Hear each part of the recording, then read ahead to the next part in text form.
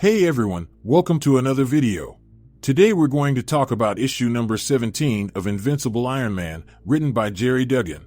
But before we dive into the story, I want to ask you a favor. If you enjoyed this video, please leave a like and a comment to help the channel grow. Now this issue is meant to be read following the events of issue number 16 of Invincible Iron Man and issue number 4, the conclusion of the resurrection of Magneto, which both have been posted on my channel.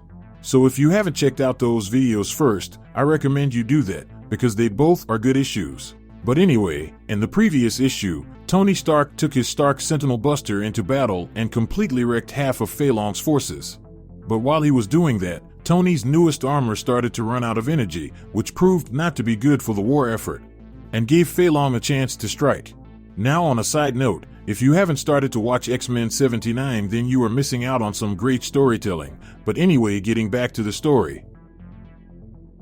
Now following the previous issue, this issue opens with Tony Stark tied up in his Sentinel Buster armor. And when you have your bell rung as often as Tony had, then you'll become more susceptible to concussions. And because he received plenty of traumatic brain injuries over the years, he became accustomed to waking up and a confusing fog. So as he tried to recall everything, he ended up remembering that he was in the Australian outback, surrounded by tens of billions of dollars of wreck Orcus Sentinels. And as for his Mark 73 Sentinel Buster armor, at least for a few hours the day prior, was the most powerful weapon platform on the planet. And he was pretty sure if he could find a power source, she would rise from the dead, even with Fei Long's Sentinel in its heart. So as he drops to the ground, he starts to try to make his way out, and the first thing on his list was to send out a signal, but due to the Mysterium shell, the signal falls upon deaf ears. So the only option left to him was to escape the old-fashioned way. So as he continued his journey, he came upon something that was hard to explain. Now, he wasn't sure if it was his brain injury, the fumes from the repulsion fuel lines, or something else. Because on the next page, he saw his adoptive mom having tea with his birth mom. So with confusion on his face, he went to talk to them, only for their faces to become Iron Man helmets as they informed him to ask his father. So with that said, Tony continued upon his way, and in knee-deep liquid, he found his former friend, Wei, dead in the water. And as Tony goes on to apologize, Tony said Fei Long killed him to get to all of his patents. But that is when Wei responds by saying he should have known. And he made a mistake when he walked away from the company, because in doing that, he hurt a lot of people. So this giant suit of armor is filled with the ghost of the past, the same ghost that pulled Tony under. For Iron Man has left a trail of destruction in his wake ranging from Obadiah Stane, Justin Hammer, Crimson Cowl, Anton Vanko, Crimson Dynamo, Spymaster, Blacklist, Detroit Steel, Firebrand, and much, much more. Now they all may have been evil, but they were still people Tony had hurt. So as the weight of his pain pulled him under, the master of magnetism appeared over him and the unlikely savior pulled him out from the depths. Now this Magneto isn't the real deal, but instead the one that lived within his mind. This Magneto is the one Tony always feared. And then this Max tells Tony how pitiful he is, and how afraid he was of him that he would dedicate his time to create weapons to deal death. So with disappointment in his eyes, Magneto tosses him into a pit as Tony screams out how he is redeemed. So as the metal closed around him and the earth began to swallow him, everything grew dark as a voice called out for him. So Howard Stark, his father, dug him free from the earth as Tony found himself encased in his first armor. So with Tony removing his helmet, he tried to talk to his father, but much like before, he was tossed down yet again. And as he fell, Howard informed him that they both are damned, because they was cursed to the underworld for stealing knowledge from the gods. So with yet another nightmare passing, Tony eventually came to his senses as he arrived at the heart of the Mark 73. And after he returned to his feet, Tony took a survey of the area, only to see Fei Long's attack had caused the reactor to vent what little energy he had reserved. Now with that said, Tony hoped that Fei Long had been killed in the impact, but he was wrong.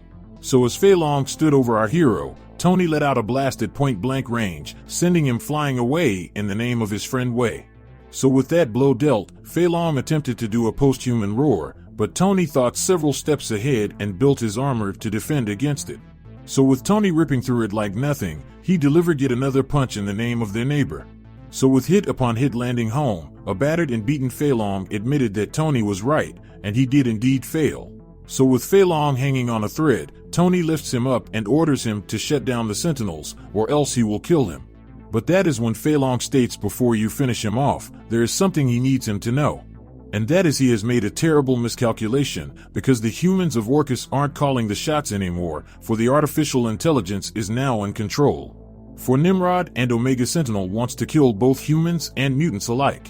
Because the whole time there were two different Orcus organizations all along, because none of the machines have been responding to the humans' commands. So as both sides were fighting, the machines just watched. So with that bombshell dropped on Tony, he relays the information to Emma, in which she states that the X-Men just found out the same information as well.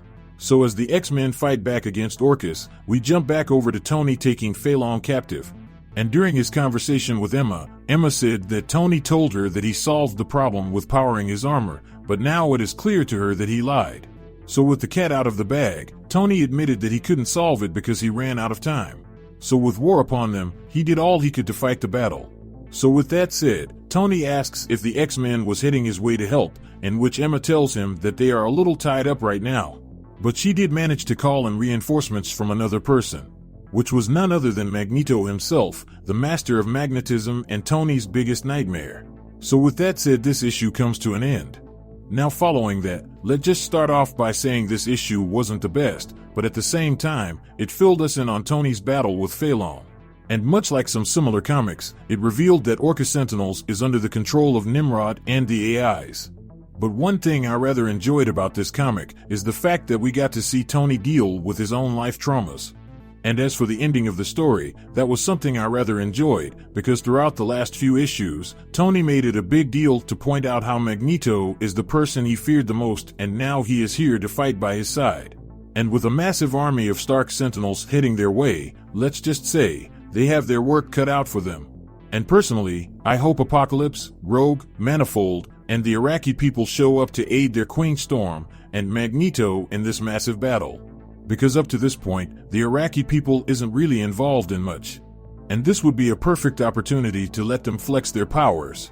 Now with that out there, if you want to stay in the loop about any individual storyline, then how about you hop over to the playlist section down below or in the link cards above to get all caught up on the X-Men runs.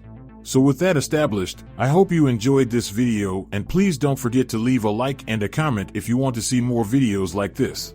Thank you for watching, and I'll see you in the next review.